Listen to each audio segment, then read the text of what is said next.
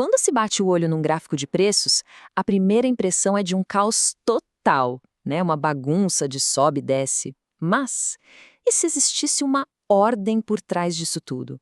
Uma estrutura escondida que de fato desse pistas de para onde o preço vai? É exatamente isso que vamos explorar hoje.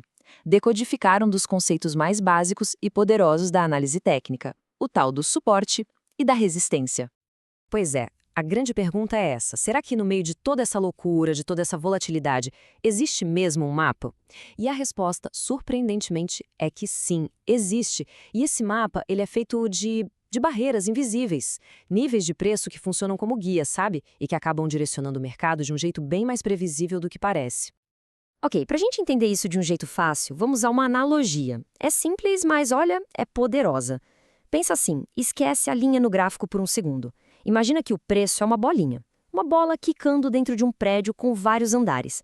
Guarda essa imagem na cabeça, porque ela é a chave para a gente destravar esse conceito todo.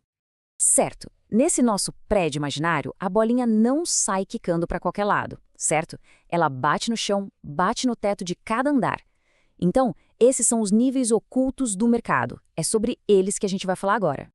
Vamos começar pelo chão, o suporte. Ele é, literalmente, o piso do andar onde a nossa bolinha preço tá.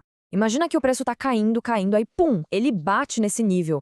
E ele tem uma baita dificuldade de passar dali. Por quê? Porque ali é uma área onde os compradores resolvem aparecer com força, empurrando o preço de volta para cima.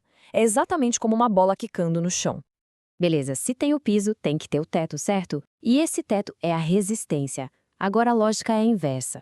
O preço está subindo, subindo, animado, e de repente, pum, bate numa barreira. Ali é onde os vendedores entram no jogo, empurrando a bolinha para baixo de novo, evitando que ela passe para o próximo andar do prédio.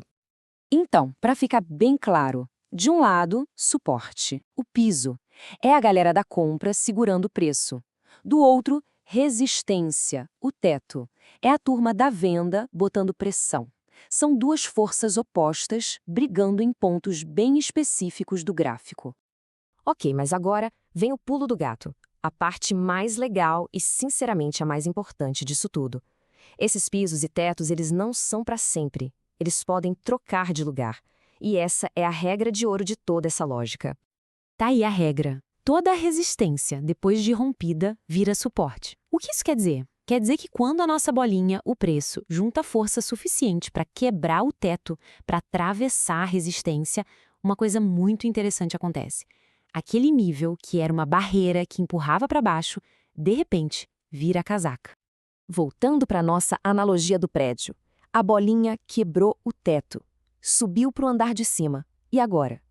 Agora, aquele teto que ela acabou de romper virou o quê? O novo chão, o piso do andar de cima. Ele vai servir de base, de suporte, para impedir que o preço caia de volta com facilidade. E claro, a lógica contrária é exatamente a mesma. Se a bolinha quebra o piso e cai para o andar de baixo, aquele piso que foi rompido agora vira o novo teto, uma nova barreira que vai dificultar a volta do preço. Tudo bem, a teoria é bonita, mas na prática, como se usa isso para operar? A chave para isso está em entender o comportamento do preço logo depois que ele rompe um desses níveis. E aí vem a pergunta que não quer calar. O preço rompeu, e agora? O que se faz? A vontade de entrar na operação na hora é gigante, a gente sabe. Mas, será que essa é a melhor coisa a se fazer? Vamos ver a diferença entre quem age por impulso e quem tem paciência. Olha, o erro clássico, aquele que muita gente comete, é pular de cabeça na operação assim que o preço rompe. O grande problema disso é que existe uma coisa chamada rompimento falso. O preço fura o nível, dá aquela enganada e logo depois volta com tudo na direção contrária. E aí quem entrou na euforia acaba ficando no prejuízo. Então, qual é a estratégia mais inteligente? Paciência. É esperar. Porque na maioria das vezes, depois de romper, o preço faz um movimento de volta. Ele volta para retestar aquele nível que acabou de ser quebrado. Pensa nisso como uma confirmação. É o mercado dando um ok, aquele teto antigo agora é um piso de verdade. Tá, mas com que frequência isso acontece? É algo raro? Na verdade, não. Acontece muito. E o número é bem impressionante. Pois é, em cerca de 90% dos casos, o mercado vai fazer esse movimento de volta para testar o nível. Esperar por esse reteste aumenta e muito a probabilidade de uma operação dar certo, porque ele confirma que o rompimento foi para valer.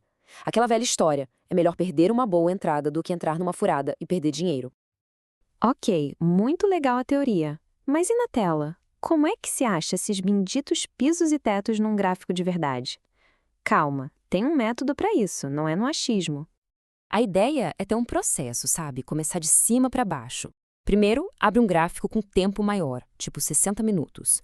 Ali se marcam os níveis mais fortes, os andares principais do nosso prédio. Depois, a gente desce para o gráfico de 15 minutos, para refinar essas marcações, talvez achar uns níveis intermediários. E por último, no gráfico de 5 minutos, é onde se fica de olho para ver a reação do preço e procurar o gatilho da entrada. Beleza, mas o que procurar exatamente na hora de marcar? Primeiro, pontos onde o preço tocou várias vezes. Quanto mais toques, mais forte é o nível. Segundo, lugares onde o preço bateu e reverteu com clareza. Ah, e um detalhe crucial, não pense numa linha exata com um preço cravado. Pense numa faixa de preço, numa zona. E a dica de ouro? Dá um zoom out no gráfico, afasta a visão. Quando se olha a floresta e não só a árvore, os níveis mais importantes ficam gritantes. No fim das contas, se a gente fosse resumir tudo isso aqui em uma só ideia, qual seria? Seria que isso tudo é um grande jogo de paciência. Não é sobre clicar o tempo todo. Essa frase aqui, olha, ela resume tudo. Operar é um jogo de paciência. A maior parte do tempo de quem opera não é comprando e vendendo, é esperando. Esperando o preço chegar no ponto certo, no nível que foi marcado, e mostrar um sinal claro de que algo vai acontecer. O trabalho de verdade é a espera. Então, fica a pergunta: com essas regras em mente, será que os níveis começam a aparecer? A ideia é que, ao olhar para um gráfico agora, em vez de ver só um monte de rabisco, seja possível começar a enxergar os pisos, os tetos, a dança do preço entre eles. O mapa sempre esteve ali.